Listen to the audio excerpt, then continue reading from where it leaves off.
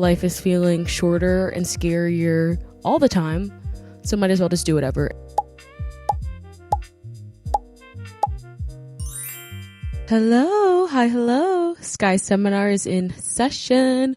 Welcome to my first ever pod episode. I just realized that y'all might be able to see my feet, so don't look at those really quickly for me, thanks. I'm Skye. This is my first ever pod episode. This has been coming for so long, and I'm so excited to finally do this. I've wanted to do it since I probably realized what podcasts are, and the day has finally come because in 2026 and beyond, we're not being scared. We're not afraid to live. Life is feeling shorter and scarier all the time, so might as well just do whatever and lean into the cringe of it all. If y'all are cringing, same. We're in this together. I'm pro cringe from here on out because things have been dark, but this is going to be a place of light and of conversation. I really want us to get really intimate and really close and really authentic throughout this podcast. That's kind of my main goal. And I want to hear a lot from you guys. I want y'all to hit them comments. Please give me feedback. All of this is subject to change right now. Names, segments. I'm really just trying to feel everything out. Let me know if you have any tips, tricks, etc. And obviously, every topic I talk about, I want to hear from y'all. I just want us to laugh together. I want us to cry together. I want us to think together and just be real and keep it really, really real. I have my laptop here in case we need to search anything up, fact check myself because in 2026, we're fact checking. Okay. And I just want us to be really authentic. Like I said, I'm going to be authentically me. I want y'all to be authentically yourselves. And I hope that this will connect with anybody who is into me and I'm into you. And just what we got going on, what the opinions are going to be, what the topics are going to be. I'm going to be talking about the world, as Law Roach once said. It's going to be a bit of everything. I'm a girl, a black woman, actually. I've been feeling very grown woman lately. Living in New York City in 2026. I'm in college for another 3 months, so it's going to be a lot of that. I also am really into history. I'm really into politics. I'm really into current events, culture, pop culture. That's going to be a big one. If you know me, I'm a pop culture girly at heart. Film, entertainment, TV, music, the political and economic state of the world, just things that be going on. We're going to be talking about it all. I want this to be really fun and about laughing, and I just want us to be able to take each other to school, if you will. And that's why we're in a seminar. We're doing a bit of an S kind of theme. Hopefully you're going to pick up on that throughout. My name is Skye. It's not Skylar. It's not SKY. It's SKYE. It's on my birth certificate. Shout out to my mom. She named me after a soap opera character. Couldn't tell you which one. So we're going to be doing some segments every week before we get into our keynote. See, we're keeping on theme there, which is going to be the main topic of the week. So to start off, I want to start each episode with a special phrase of the week. Let me know if y'all have a better name for that segment, if you will, because I feel like we could adjust a bit, but we're just doing special phrase for now. I'm going to insert a picture here. These are going to be grabs from Pinterest or maybe books, movies, etc. Quotes that are resonating for the week. I have really bad allergies, so I don't really want this to have that many cuts unless we have an audio sound issue. So you're going to be hearing some sniffles, some coughs, etc. We're being real here. So this quote of this month, this month, wow. We're also going to be doing brain farts. This week is, I say I don't know, but I be knowing. Because I think everyone right now is so tired and burnt out all the time. And it's honestly really hard having conversations a lot of the time today because there's so much to say, yet so little to say. And I think as women, since I can remember, you're kind of encouraged to say less, to make yourself small, to be quiet about things. And I just think right now everybody just is kind of tired in general. I feel like there's so many conversations where it's I actually have a lot to say in my mind, but I'm just girl, I don't know. And also a fear of being perceived and receiving negative feedback, etc. And like I said, I'm sorry, I'm going to keep saying in 2026, it's February, by the way, of 2026. I decided that I'm going to say things that I want to say. And sometimes I do be knowing, and I want to share what I be knowing with y'all on this podcast. And I want you to share.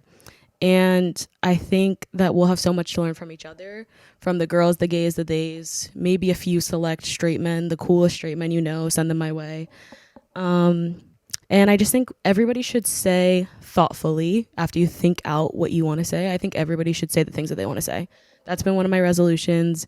I hate the feeling of like when you're at work, when you're at school, whatever, and you have something to say in like a meeting or whatever, the answer, and you don't, and then afterwards you regret it. I hate when I see somebody on the street and I want to compliment them and I don't because I think I'm going to be weird or I'm worried about how I'm going to be perceived. And then afterwards I'm like, damn, I should have said that. Like that could have made their day for real. Because I've had people compliment me sometimes where I'm like, ooh, things are getting dark. I could have literally been like, myself. And somebody will compliment me and I'm like, wait, life is worth living. So I love doing that for other people. And as long as it's genuine, like you see somebody with some sick hair, tell them they have some sick hair. We be knowing, we need to start saying, and that's what this is about. And then I'm also going to be doing a star of the week. I'm Skye. My whole life I've been mistaken for a star. Get that? Get the pun. But people have just always called me Star because I think it's S's. I think it's like up in astrology, sky world. And then so that became kind of a nickname when I was younger. Sky Star. That was my old Snapchat name.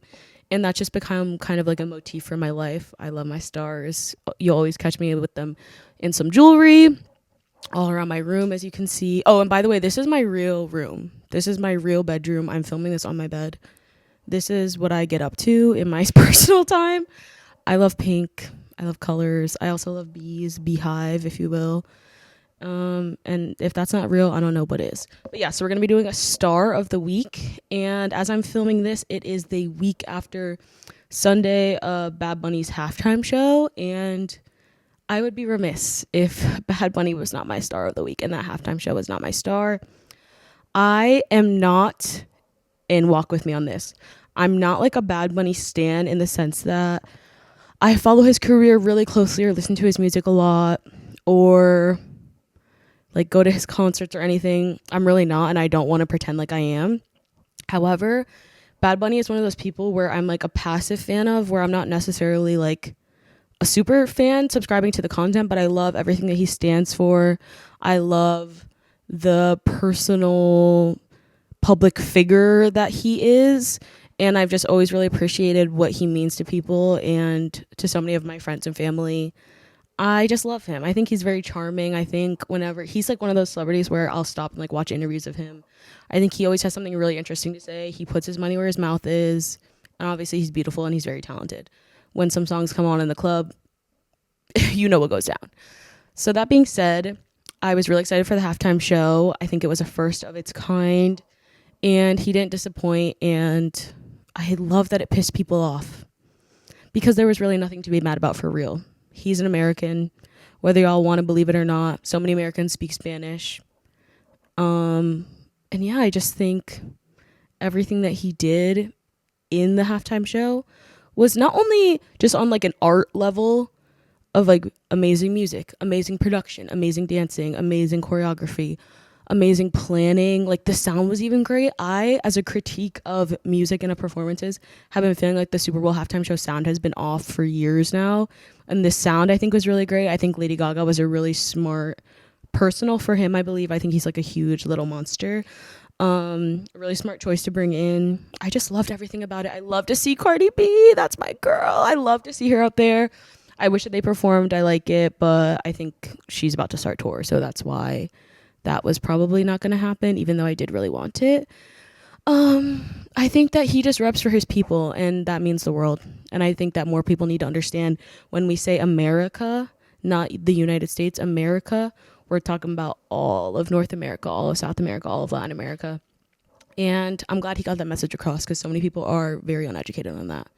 And it's just chef's kiss. I think it's going to go down in history, and I really appreciate everything that he does and continues to do. Then we're going to go into the other side. So we were really positive for a second there. And right now I'm calling this stab of the week. Once again, hit those comments. Let me know if you can think of anything better. I'll give you like, I don't know, $5 gift card to Dunkin'. Right now we're working on a small budget, y'all. If you give me a good idea, maybe one day I'll be rich and I'll buy you a house or something. I don't know. So stab of the week is going to be something that has pissed me off this week. something that I would like to change, something that I took note of. And this week, it's unfortunately has to be a lack of basic manners, particularly in my generation. Hi, Gen Z, I'm calling you out. I'm calling you in, actually, okay? I'm calling you in, and if I don't see some change in the next year, then I'm going to be calling you out. Around my college campus, like, this is where I've really noticed it. The lack of holding the door open for someone. The someone being me, but also being other people, being my friends. Not even, like, I'm not asking people to hold the door and, like, fully be like, here, princess, go in. No. Just keep it cute. And, like, when someone's right behind you, don't let the heavy metal door slam in their face. Could we try that? Is that okay? Because the amount of times, specifically within the last week that I've noticed it, where I'm fully getting the door slammed in my face. Like, I will be inches behind somebody and boom, they'll let the door fall. And it happened to my roommate, Shayna. Shout out to Shayna. Y'all will be hearing a lot about her. She'll be on the pod one day. And she didn't even notice. She's so sweet. She didn't even notice. But I was like, ooh, I'm so sick of it. And I'll get loud. I'll be like, oh, thanks for that. Like, that was really really sweet of you to let the door slam in my face. It's just annoying. I just think the most basic decency is what has to get us through day to day in these trying times. And what I've also noticed is, and I almost want to say, like, I pride myself on it, but it's nothing that should be prideful. It should be normal to have that basic decency. But I've been noticing that whenever I do hold the door for people, which is often because I feel like I'm in New York City, there's people all around all the time. Like, there's always gonna be somebody coming behind me. People are so, like, overly nice about it. Like, it's like, I went out of my way. I'm like, babe, this is the bare minimum. We all have to be better to each other. We all have to be kinder to each other. We need to bring back community because it's getting really scary in terms of just the lack of, like, treating each other well. Okay, we have to work on that, guys. So now we're going to enter our keynote seminar topic of the pod episode.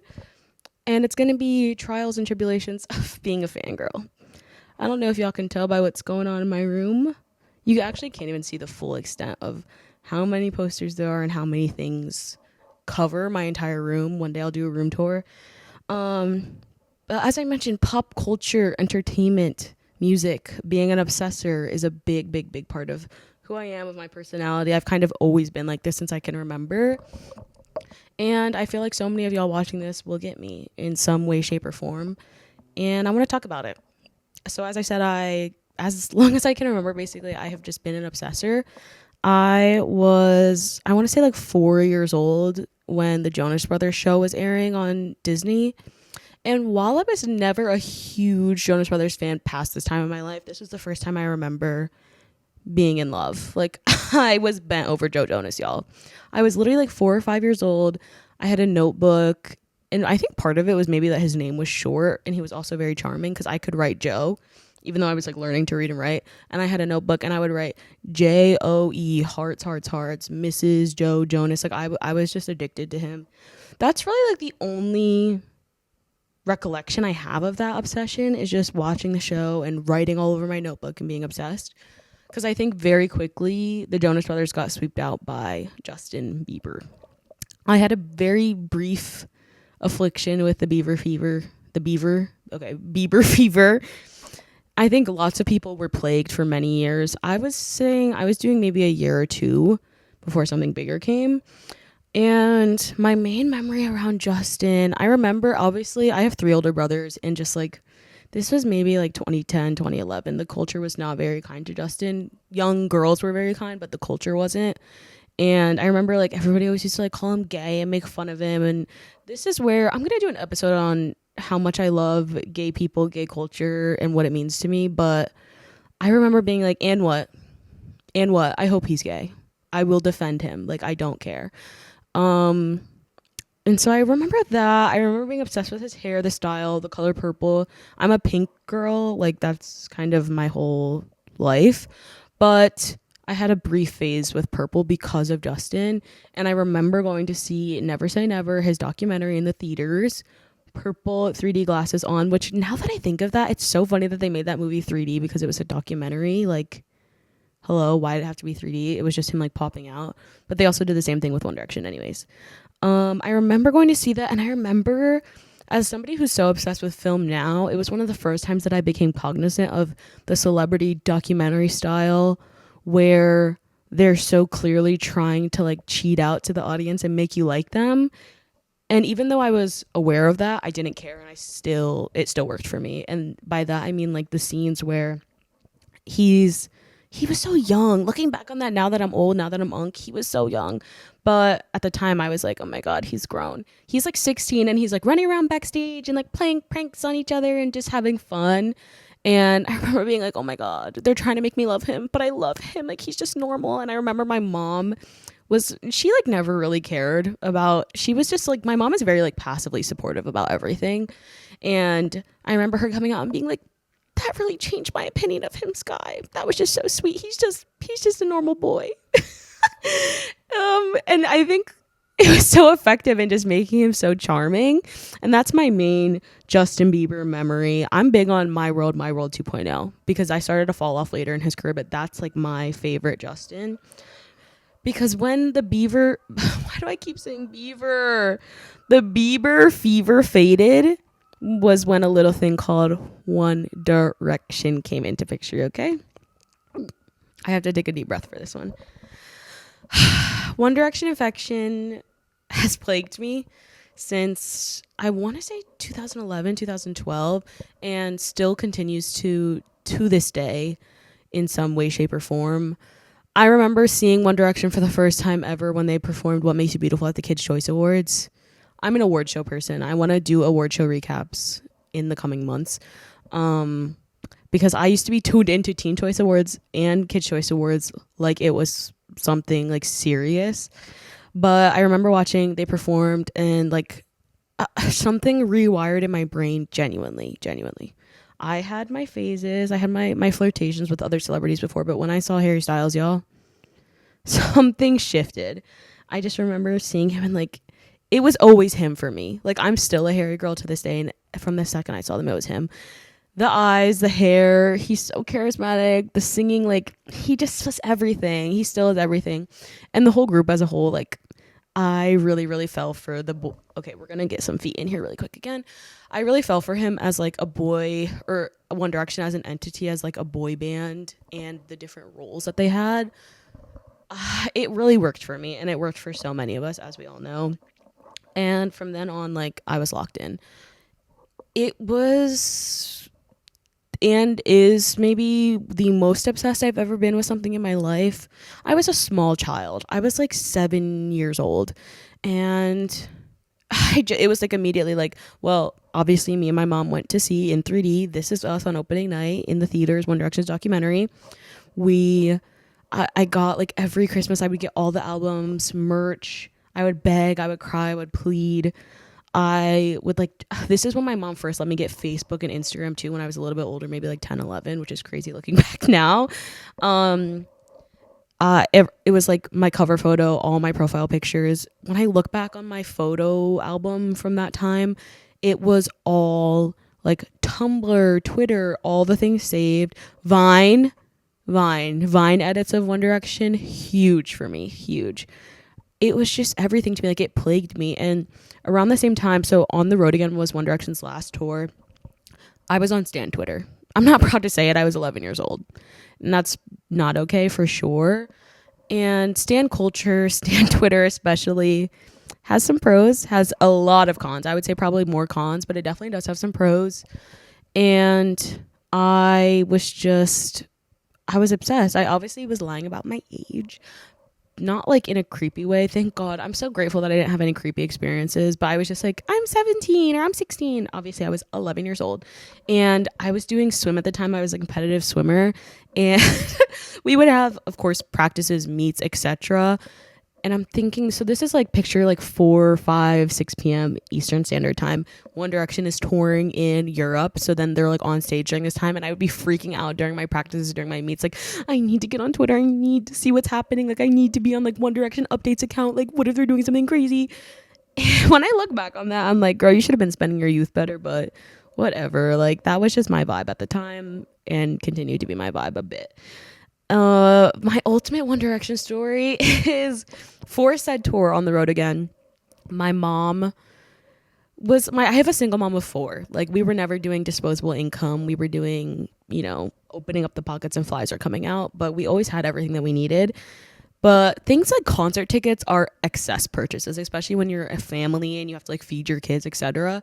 But when you're a kid, you don't really get that. And I was just like, Mom, I have to go. This was after Zayn left One Direction, which that was my first heartbreak. I actually almost had to get like, what's it called? Institutionalized. It was really bad. It was really, really, really bad. Like, Zayn was just a dark spot. But anyways, it was after that, and we kind of knew One Direction was fading, and I was like, I know this is gonna be their last tour. Like, even though I was kind of gripping onto Louis saying there was a hiatus, I was like, no, this is gonna be their last tour. I have to go. Begged and begged and begged. My mom told me no. I cried myself to sleep multiple nights. This was, I want to say the tickets went on sale in like October. Then it's Christmas time, and I remember like a couple days before Christmas, I'm Christmas shopping with my mom. We see One Direction's Where We Are tour video, like DVD. And I was like, oh, remember that was on my Christmas list. Like, we were at Kohl's specifically, I remember. And just like me being like, funny, huh? To my mom, I was like, oh, look at that. Like, remember that was on my Christmas list. And my mom turned to me in Kohl's. And this is how dedicated to the bit this woman is. And I still drag her for this to this day. She says, yeah, maybe I'll get it for you. That's going to be the closest you'll get to going to their concert. Excuse me, ma'am. Excuse me. I literally turned around and said, fully starts sobbing in the Kohl's. And my mom still is holding her composure. Doesn't react. Just lets me like shake it off until I was fine. Cut to a few days later, Christmas. What do I open? And I need to find the video because it exists somewhere because my mom was recording. I opened One Direction tickets. And I was sitting on the couch across from my mom. My mom was sitting on the floor by our Christmas tree. I'll never forget this. And I saw them and I tackled her. I literally tackled her. Like, I immediately started sobbing. It was everything to me. I wish I could express to people who don't get it, who don't get what that feeling is like. I wish I could express it. And that really went on to change my life. Like, One Direction was my first ever concert. And as soon as we got there, I was like, oh, this is the best feeling in the world. I always want to feel this. I always want to be in these environments. I want to be with my people. And that really just set me on a path towards what I get up to now, which is hundreds of concerts, hundreds and hundreds. Then we're going on to Harry Styles' solo career. In between, I stan more people than just Harry, okay? I'm big on Trixie and Katya. Like, everybody's big on Trixie and Katya these days, and I love that for them. But I was on that Trixie and Katya train when it was barely pulling out of the station in literally like 2017. I was way too young to be consuming their content once again. I love them. I made my mom and me wake up at like 1 a.m. one time so we could leave by 3 a.m. when I was like 14 or 15 to drive to New York City for DragCon. I paid for both mine and my mom's tickets myself. So I could meet Trixie and wait in line for hours. Met Trixie, got myself in basically for a 15-year-old, like full drag at the time. Shoes I couldn't walk in. Met Trixie. We drove home the same day. My mom almost fell asleep driving. But that's the type of seriousness that I'm doing about Trixie and Katya. I love them to death. I love Ariana Grande. I'm seeing her for the first time ever. I've never even laid my eyes on Ariana Grande in a couple months. No, July. That's like 4 months. Basic math, 5 months. Which I'm so excited for. I saw Wicked in theaters 30,000 times, and I wish I was joking. I saw the first one like 10, 11 times. And the second one I probably saw at least like 5 or 6 times.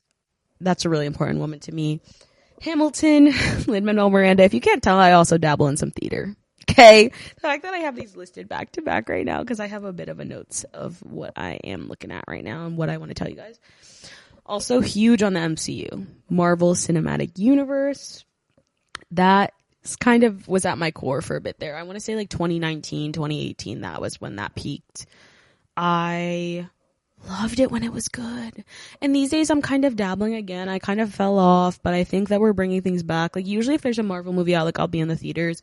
Not in the way that I used to be, but like, I'll be in there. I'm excited for Doomsday. I'm kind of just like hoping for the best. Lots of people are really negative when it comes to that stuff, but I am manifesting positivity and I hope it's going to be great. Olivia Rodrigo, Sabrina Carpenter, 2 girls who I love very, very deeply. Put the beef aside. Back in the day, loved. I was seeing Sabrina for $30.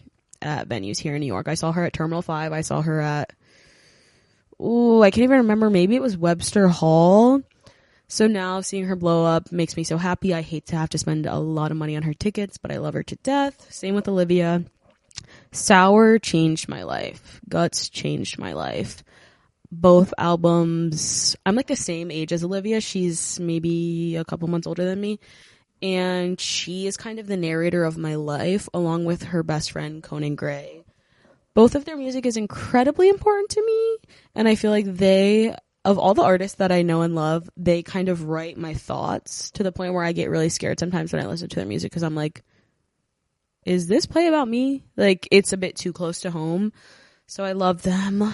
Casey Musgraves, I'm kind of gonna go through really quick. Casey Musgraves invented modern female country music. Golden Hour is one of the best albums of all time. It won the Grammy for a reason.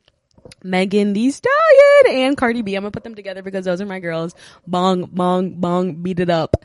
As I mentioned Cardi earlier, when I saw her at the Super Bowl halftime show, I was just like, yes! She's everything to me. They're everything to me. I love female rap.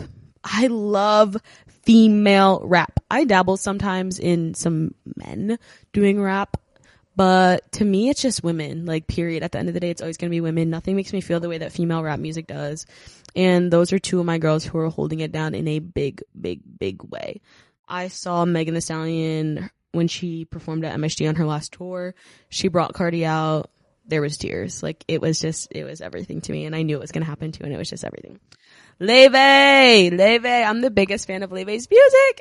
I casually stand her because I'm the biggest fan of her music, but I feel like we're friends, so I can't, like, put her in that crazy celebrity, like, I'm scared of category, but I just love her. She's another one. I've seen her 3 times now, even though I only learned of her existence, like, maybe 3 years ago.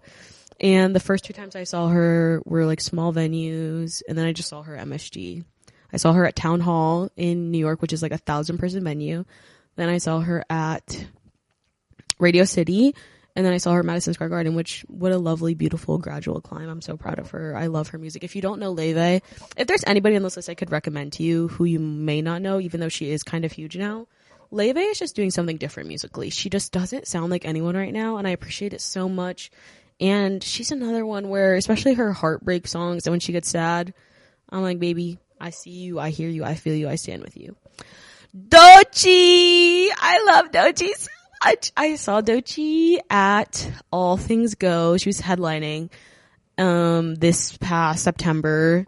She is such an amazing live performer. I was a bit nervous because the crowd at All Things Go, the first couple days, I was like, I don't know if this is a Doechii crowd. Like, I don't know how y'all are going to get down to Doechii.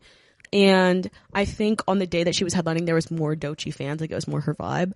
But also, she's the type of artist where, regardless of if someone's going in knowing her music, knowing what type of performer she is, she's going to give you a show and she's going to get you up off your feet, dancing, clapping, interacting. I feel like I was at the club. She was really, really everything. I also saw her in Paris. I was in line for her meet and greet when, like, a mobbing kind of happened. It was really scary. It was a crowd rush, but she was, like, feet away, and she's really beautiful and stunning and so inspirational. And kind of like when you Google artistry, Doechii comes up. Then Dolly Parton, Cher, Lily Fonda, basically. Jane Fonda, Lily Tomlin. Those are my girls. My girls. Those are, like, my legends, my divas, my, like, higher being people. I really, really, really love the legacy that all of those women have. I think that they're kind of icons on a higher level, people who I would kill to meet. I would love to meet any of these people I'm talking about, but those are just something deeper. There's something deeper there. Grace and Frankie is a sitcom Netflix show starring Grace and Frankie, who are played by Lily Tomlin and Jane Fonda, is one of my favorite shows of all time. If you haven't watched it, I can't recommend it enough. It's the ultimate feel-good show. There's nothing I love more than, like, a comedy that's also very heartfelt and will make you sob and will make you laugh. And it's everything to me. And, of course, them with Dolly Parton in 9 to 5 is a groundbreaking film.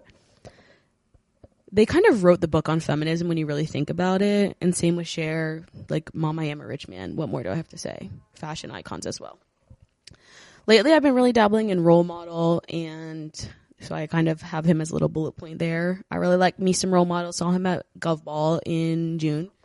And I like was kind of shocked that I knew every song, because he's one of those artists where I think I listen to kind of like passively and don't realize how much I like it. And then when I saw him, I was like, oh wait, I've been really tapped into this album for real. Like I know all your songs, and I just kind of like his vibe. I like somebody who's just stupid and funny. Period.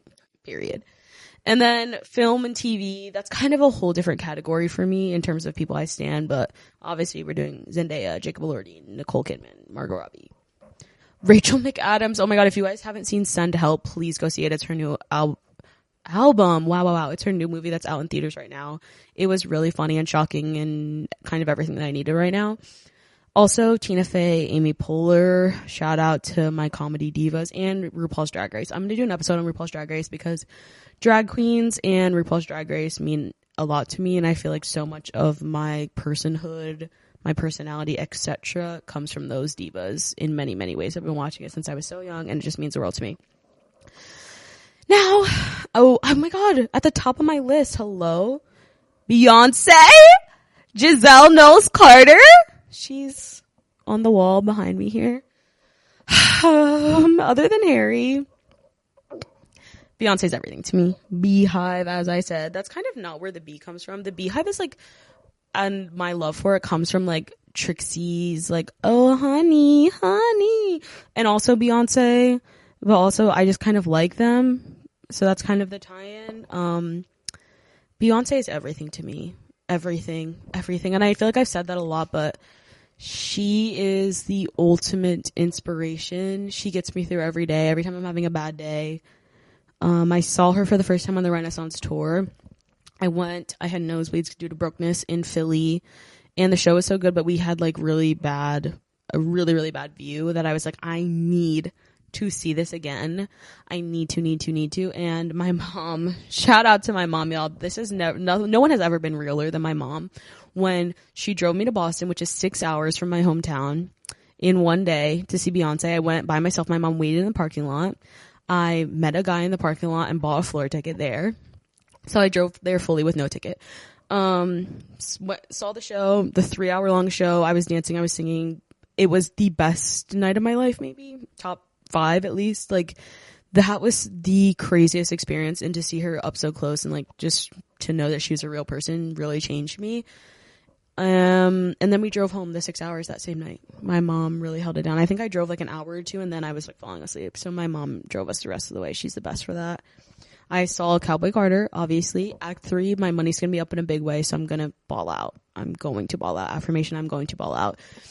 Since Beyonce's self-titled album, like I grew up with Beyonce. My mom is huge on B-Day and like her earlier albums, but I think when I was starting to gain like personal music preference was around when self-titled came out, and it just was, I hate to say it, everything. I remember her VMAs performance. I want to say it's like the Vanguard Award, like whatever the big artist award is that they give out at the VMAs. Her performance, it was on my birthday, because I remember being like, Beyonce performing on my birthday, Beyonce performing on my birthday. I was so young. I probably was like 9 or 10. And it was when she performed like that entire album live, all in one performance. And she just is a vocalist, a performer. She just encapsulates like beauty and talent, and she's so revolutionary and ever changing. Cowboy Carter is my dream date. I'm a huge fan, and this is unpopular, I'm a huge fan of like pre 9/11 country music, female country music, black country music, and for Beyonce and country to be in the same sentence was just like life changing. Lemonade. I'm gonna do a Beyonce episode, y'all, but that woman is just, she means a lot to me. SZA as well. I've got SZA. I hope you can see it. I don't know if you can actually. I got SZA on the wall. That's my girl. I've seen her live like 6 times. Control is one of the best albums of all time. I've been on Control since it dropped in 2017. And she just continues to wow me. She continues to be the one and only alternative R&B girl to me. Culturally, musically, her fashion, the hair. I will defend SZA till my last breath because she gets such a bad rap. I don't want to hear about how black women are low vibrational. All right, y'all, we're back. Sorry we lost the light really quick there, but I think I was talking about SZA and how I just will always defend her. And I think black women deserve all the grace in the world. She's amazing. SZA's one of those artists that's so popular. I was going to say, like, tap in if you haven't, but everybody and their mama done tapped in. And I say all that to say about all of my other faves, just to let y'all know I have range, before we circle back around to my main, I would say, what's the word? I was going to say victim, but that ain't right. Like, victim ain't right. I'm the victim. My bank account's the victim. My main perpetrator of psychotic fangirl behavior. Because we talked a bit about One Direction and towards like the end of One Direction's career, but Harry Styles' solo career really just shook up my life in the best way. So my second ever concert after One Direction was Harry Styles' first night at MSG. I fought through wars to get tickets to this. So this is live on tour. This is 2018. When Harry first announced his first solo tour, it was theaters. He was doing Radio City, was like the show that was closest to me. Couldn't get tickets for it, as you could imagine, because he was one of the biggest stars on the planet and he was doing a 5,000 person venue. Cried myself to sleep over it multiple nights. Then thankfully, him and his team came to their senses and they announced the second leg doing arenas. And I was probably like 15 at the time. I still was too young to like have my own money. Begged my mom. And I've always been so obsessed with the city. For context, I live in New York now. This is my 4th year living in the city, but I am from upstate New York. So I'd only been to the city a few times in my life at that point, and I was just like, Mom, please, like, I really want us to like spend the night there and like go out and like do all these fun things, and like it would be amazing to see Harry, and like I didn't get to see him before, and she knew how upset I was about it before. And like the magical woman she is, she made it happen. And I remember we got to our seats and we had good seats. Like we had, in comparison, I saw One Direction at MetLife Stadium, which has a capacity of like 80,000 people, I think, in the 100 section straight back, which is also great seats. But because it's so huge, you're still not as close to the stage. Madison Square Garden has a capacity of like 19 to 20,000. And we were also in the 100 section, but like side stage, maybe like in the 20s or teens rows up. So we were really close to the stage, especially for me at the time, going from like my only context being a stadium to that. I remember we got there so early because I was not playing. Like I was not playing about missing a single beat. And we were like some of the only people in there, and I just sobbed. I have pictures. I'm going to try to find some pictures of y'all for y'all. And I was like, he's going to be right there. He's going to be right there. He's going to be right there. Like, Harry's music, his personality, his whole vibe has just encapsulated like my being since I was like 7 years old. So that was just huge. And I went on, so that was the only time I saw him that tour like a normal person. Obviously I was 15. Then we go forward a little bit more to Live on Tour, or Love on Tour was Harry's second tour. At this point I was in high school. I was still young. I want to say I was like 16 or 17, but I did have that job. I got my job, my first ever job, like the day I turned 16. So I was not playing and I had my money saved up. Got me and my mom tickets to one show like a normal person, then two, I think, because of Harry Ween. That was the first ever Harry Ween when he did it at Madison Square Garden. Had these 2 sets of tickets, just very normal, like keeping it cute. And this is around the time that COVID-19 happened. So they did all get postponed to the following year, which at that point was when I was graduating high school. We can get into all this in a different episode, but I basically crashed out really, really bad after I graduated high school. Took a gap year that wasn't planned, and this gap year happened to coincide with the September that Love on Tour actually started after like it had been rescheduled for COVID. And I was at home. I was depressed. I was lonely. Like most of my friends had went to school. And what did I have? I had Harry Styles on tour. Okay. I had Stan Twitter in my back pocket. I had money, kind of. Obviously I was working like part-time minimum wage jobs, but I was like, what else do I have to spend it on? And that launched the concert obsession of the century. The phrase "money is fake, Harry Styles is forever" comes to mind because when I had decided to do my gap year, I had like like after money I'd saved up from COVID, I think I had like $1,000 left, or less than that, even like a couple hundred. And I was like, oh, I'm seeing Harry Styles in the pit. At this point, I had never been in any pit, really. I had never seen Harry that close. I always had seats in the hundreds. I decided I was going to, by myself, this kind of gave me a solo travel bug, go to LA right after I had decided to take a gap year and dropped out, spend my last bit of money and go there with literally no money. I went there for like 48 hours. I didn't sleep. I slept on the street. I camped out because I got this pit ticket. This was when Pleasing had launched, like just launched for the first time. I was at like one of the trucks. If you know that's Harry Styles brand, I was at those trucks in LA, like when it first came out. And this was the night that if you guys know, he wore this like velour velvet. I'm sure it was velvet because he's rich. 2-piece. I'm like actually have tears in my eyes because I'm not normal. Vest with like no shirt under, and he did like medicine, and that was when it wasn't normal for him to do medicine. It was only the second time he did it during like that era, whatever. It was just huge. It was so huge. I was second row due to sleeping on the streets, and it was in that moment that I knew, like, oh, I'm finna be in the pit. I'm finna travel. I'm finna be at a show. And after that, I saw him again in New York. Then I made plans with my friends from the internet, from Stan Twitter, to go to the UK solely to see Harry Styles. We went, I think we were there for 9 days, and we saw him 4 times. We went to see him in Manchester, his hometown shows twice, London twice. Saw him at Wembley Stadium. This was the iconic first time he ever headlined Wembley, and it started pouring rain during Sign of the Times, and everybody was chemically changed that was in the audience. It was amazing. It was incredible. I come back. I decide I'm going to school in New York. I am moving into school in New York City, very, very close to Madison Square Garden, August 21st. Harry Styles announces 15 nights at Madison Square Garden starting August 20th. You can imagine what I got up to, guys. I literally lived like a 5-minute walk from Madison Square Garden.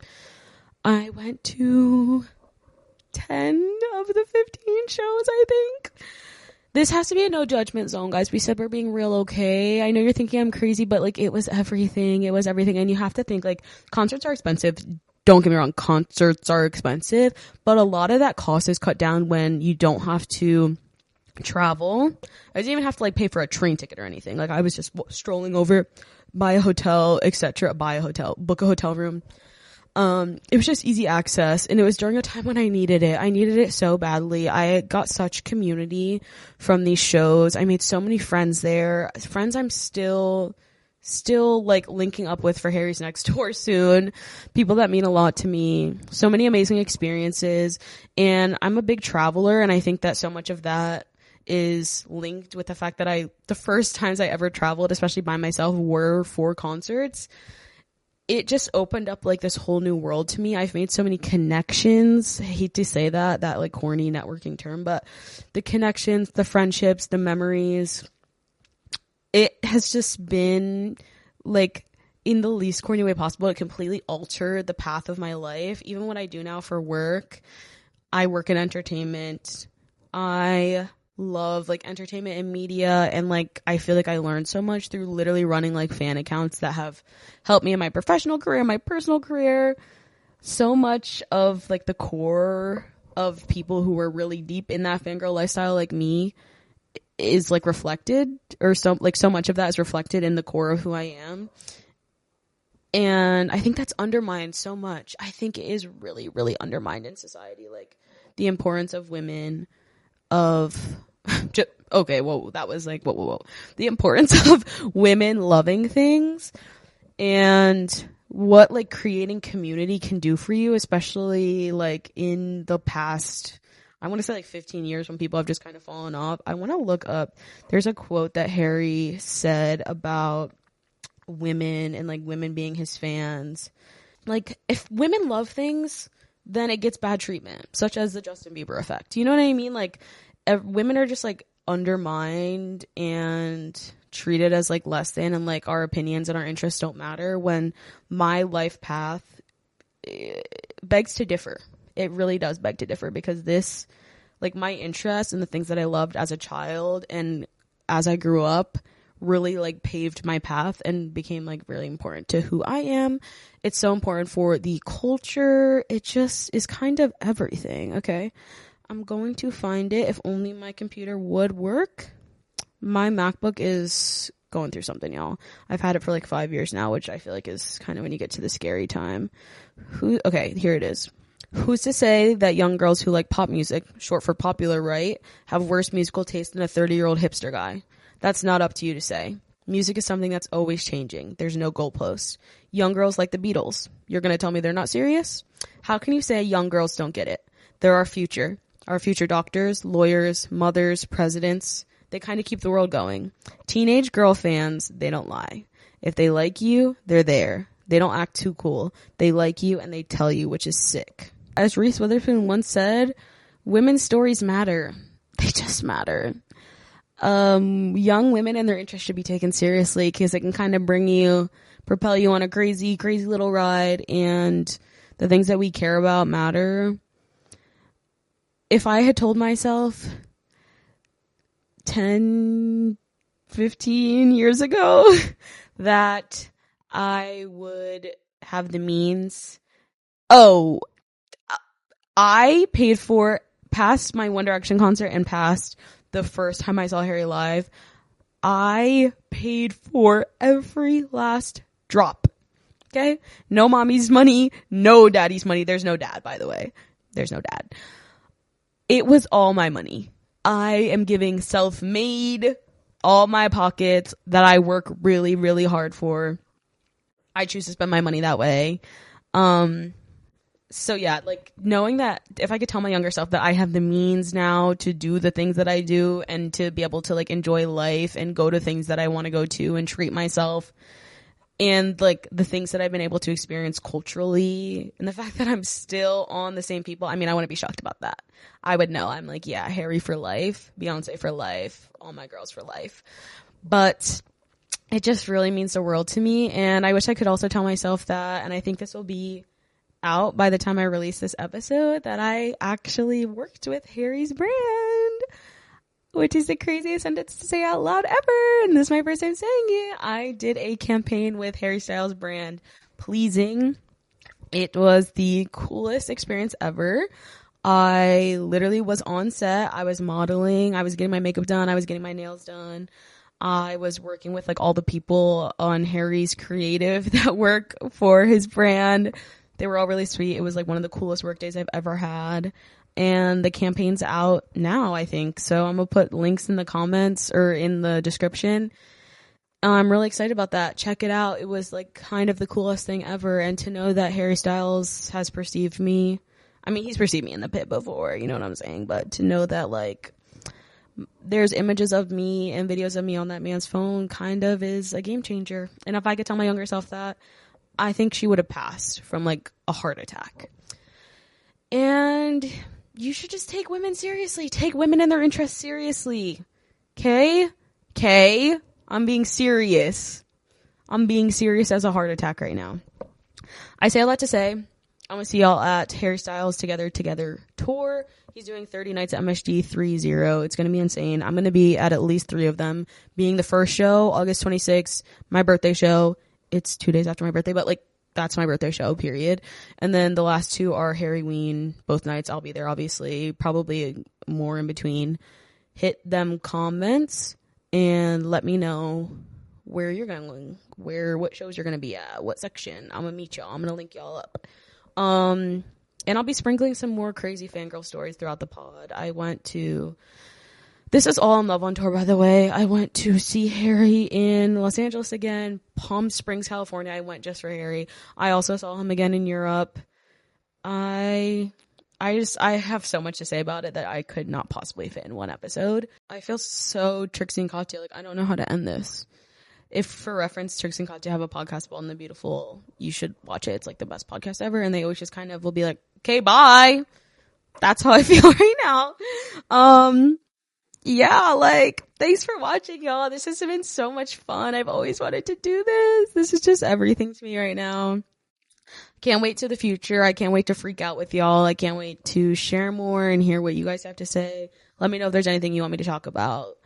And let me know what your threshold is for structure. Do you want me to just go on a tangent? I'm trying to avoid saying yapping because I think that's been millennialified. I think that kind of gives me the ick. It sounds like pupper. But let me know if you want me to have more segments, more topics. You kind of just want me to go off on tangents because I'm open. Okay? And also let me know what guests you want me to have. Me saying that like it's gonna be like Reese Witherspoon, like girl, this ain't Las Culturistas. But maybe one day though, and that's tea. Bye, I love you so much.